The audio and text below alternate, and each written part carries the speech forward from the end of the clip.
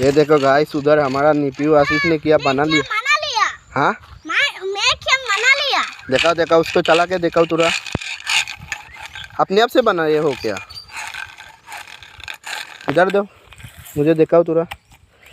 ये देखो गाइस, आसिफ ने किया बना दिया है अपने आप से पूरा जुन्नी के जैसे गुड़ता है। लुप्रिन हेलीकॉप्टर का फैन जैसा है। देखो बोतल सिस्टम यहाँ पे, मतलब एक बेम्बो पाइप दे के बना दिया। ये लड़का है आसिफ।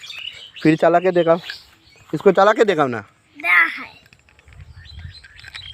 उसको अच्छे से हिंदी नहीं आता, लेकिन फिर भी चला के देखा ना इसको। चला कर देखाऊंगा।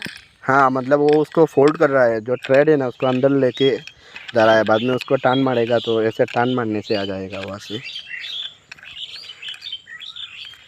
करो, देख सकते हो गाइस, छोटा बच्चा ने किया बनाया आपने, बहुत सुंदर लग रहा है गाइस। हाँ मस्त डिजाइन।